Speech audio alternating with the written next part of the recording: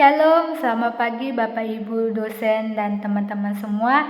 Perkenalkan, nama saya Angelina Agustina Manik, semahasiswa semester 2 dengan NIM 01072402 dengan jurusan Teologia. Saya senang pada pagi hari ini saya ikut berpartisipasi mengikuti ujian yang dimana saya akan membahas topik tentang periodisasi sejarah gereja. Dalam periodisasi sejarah gereja dapat dibagi menjadi 3, yang dimana 1. Pada tahun 30 sampai 590 gereja disebut dengan gereja kuno. Yang kedua, pada tahun 590 sampai 1492 atau 1517 Masehi gereja disebut dengan gereja pada abad pertengahan. Yang ketiga, pada tahun 1492 atau 1517 sampai sekarang gereja disebut dengan gereja zaman perjanjian baru. Dan maksud gereja yang tertulis dalam Alkitab dibagi menjadi beberapa bagian. Yang pertama adalah gereja adalah tubuh Kristus, karena gereja dianggap sebagai organisme yang memiliki hubungan yang sangat penting dengan Kristus. Yang kedua, gereja itu adalah bait Roh Kudus atau bait Allah. Yang ketiga, gereja itu adalah bangunan Allah. Yang keempat, gereja adalah mempelai perempuan Kristus. Yang kelima, gereja adalah keimaman. Yang keenam, gereja adalah kawanan domba. Yang ketujuh, gereja adalah ranting. Permulaan gereja di Palestina. Sebelum Yesus naik ke surga, Yesus menyuruh murid-muridnya untuk berkumpul di Yerusalem. Maka berkumpullah mereka dan sehingga mereka dicurahkan oleh Roh Kudus, dan melalui Roh Kudus itulah Yesus berjanji untuk melengkapi murid-muridnya untuk menjadi saksi-saksi sampai ujung bumi, bukan hanya di Yerusalem. Maka gereja yang lahir pertama di Palestina itu adalah di Yerusalem.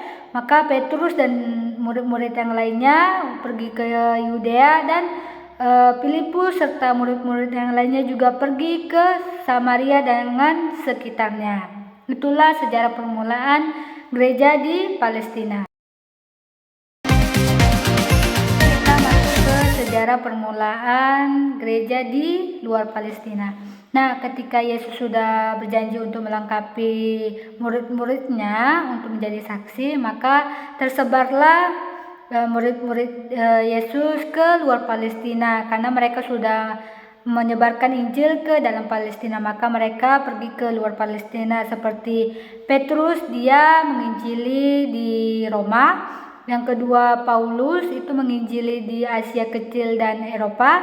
Yang ketiga, Apolos dia menginjili di Mesir. Yang keempat itu Filipus, dia menginjili di Ethiopia. Setelah itu, sebelum tahun 100 Masehi, Injil itu sudah tersebar ke Syria, Persia, dan Afrika. Lalu sampailah ke ujung-ujung bumi seperti Syria, Persia, Gaul, Afrika Utara, Asia, dan Eropa. Sekian dan dari sejarah permulaan di luar Palestina. Kita kembali ke dalam pertumbuhan dan tantangan sejarah gereja. Gereja mulai bertumbuh dengan luar biasa karena Roh Kudus nyata hadir di dalam pertumbuhan gereja. Sehingga walaupun dalam tantangan yang dihadapi dalam pertumbuhan gereja, itulah yang mewarnainya. Dalam hal kesulitan pun akhirnya gereja membuktikan bahwasanya mereka akhirnya berkembang menjadi gereja yang luar biasa yang ada di ujung bumi. Pada Kaisar Agustus zaman dahulu, manusia masih menyembah kepada kaisar atau dewa-dewa.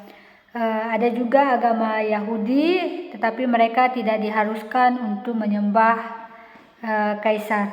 Tetapi pada saat itu orang Kristen dianggap sebagai masih masuk dalam agama Yahudi. Tapi seiring berjalannya waktu, ternyata orang Kristen dianggap sebagai agama baru, sehingga orang Kristen diharuskan untuk menyembah kaisar atau dewa. Kalau tidak, mereka akan mengalami penganiayaan atau dihukum.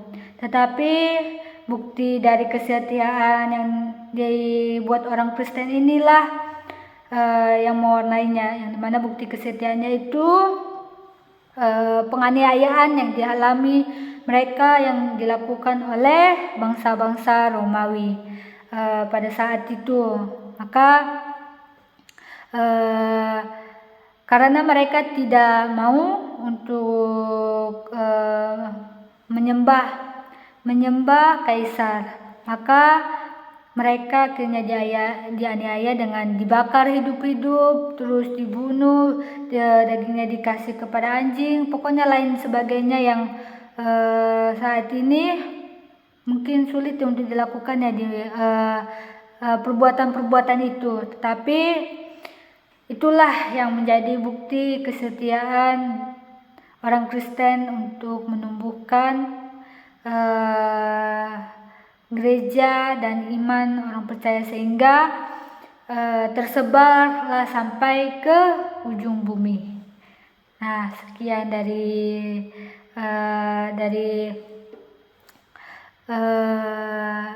pelajaran kita yang kita dapat tentang